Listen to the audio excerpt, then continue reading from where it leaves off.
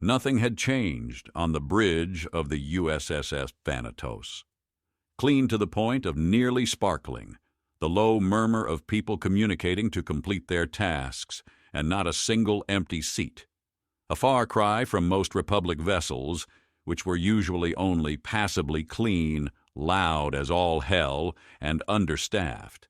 If one were to realize that spaceships are enclosed environments and make the mistake of wondering where all the grind came from, the neat freak in me shuddered. We should demand the tech that the humans use to clean things in exchange for building their fleets, though they'd probably deny us something important in exchange, like the weapons tech. I sighed as I glanced around the bridge. It would be obvious to any casual observer that the technology in this room is decades ahead of anything in Republic space. The only station I can recognize is navigation, and the only reason for that is because the U.S. kindly gave us an outdated version of their TAC map.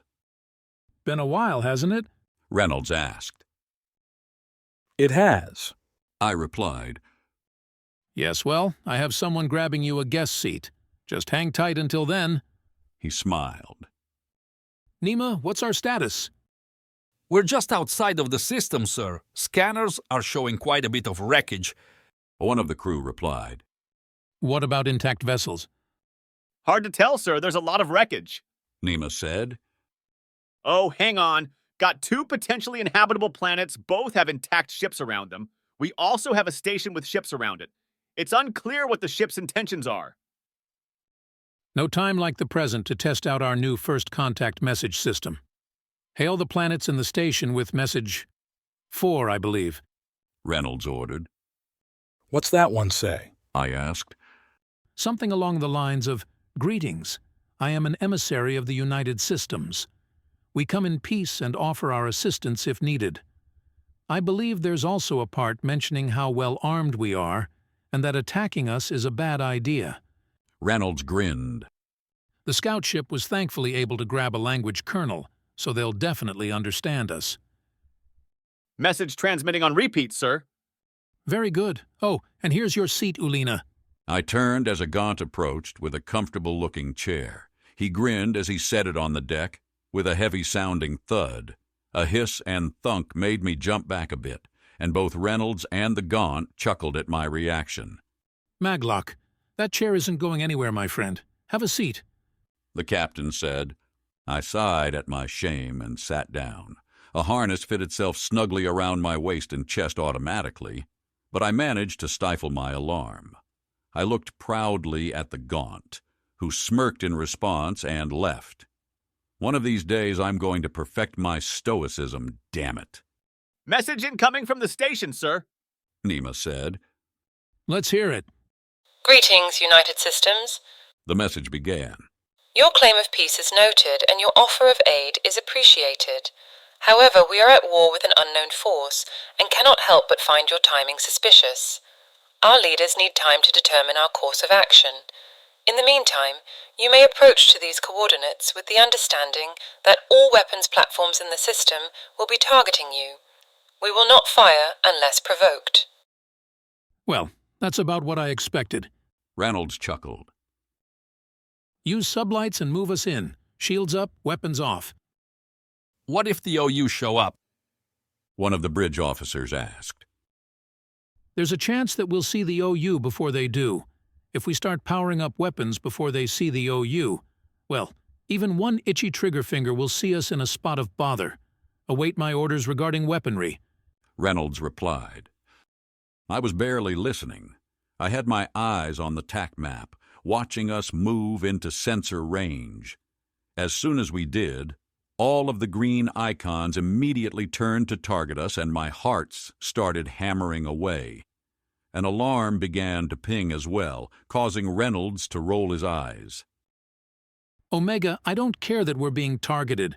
I only care if we're shot at. Would you kindly turn that off for us?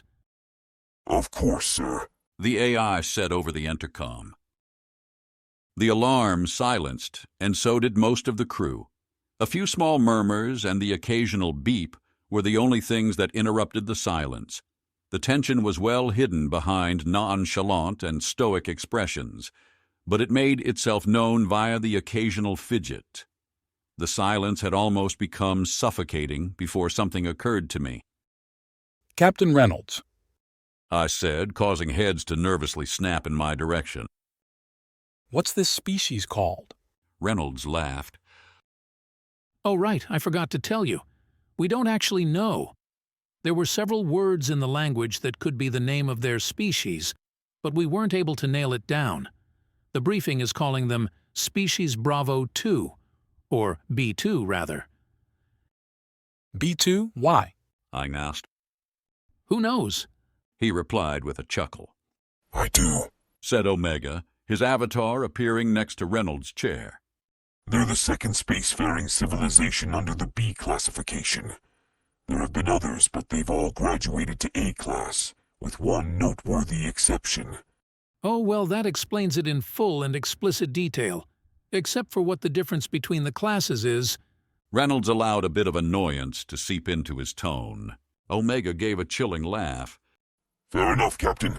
A-class species are cooperative with the United Systems or its interests.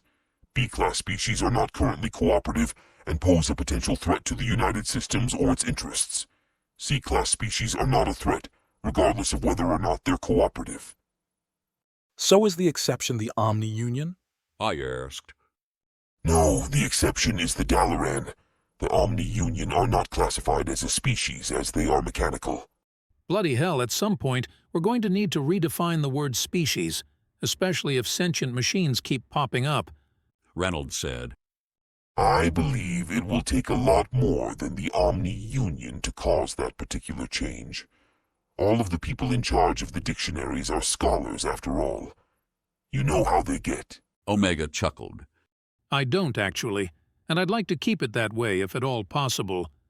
Reynolds replied. Thank you, Omega. That will be all. The Grim Reaper bowed before disappearing, and silence returned to the bridge. Thankfully for my sanity, we didn't have to wait long. Sir, incoming hail. Nema broke the silence. Well, let's have a chat then. Accept the hail, Lieutenant. Reynolds said, rising from his seat. Nema nodded and turned back to her terminal. A second later, she raised a fist with her thumb protruding. A thumbs-up gesture that indicates a positive outcome, as I'd learned. It strikes me as odd that many of the gestures that humanity has created can be imitated by most of the sentient species in the galaxy. Greetings. This is Captain Reynolds of the USSS Thanatos. I represent a multi-species federation known as the United Systems.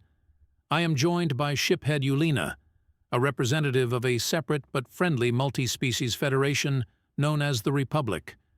We come in peace. Hello, Captain Reynolds of the USSS Thanatos. I am High Fighter Goon, the leader of the Inorincan military and the de facto leader of our system government. I represent the Inorinca in all matters at this time. De facto leader? Reynolds questioned. Yes. Speaking candidly, I'm the last survivor of the executive chain of command. Everyone else died after the second attack. My condolences. How many times has the Omni-Union attacked? 6.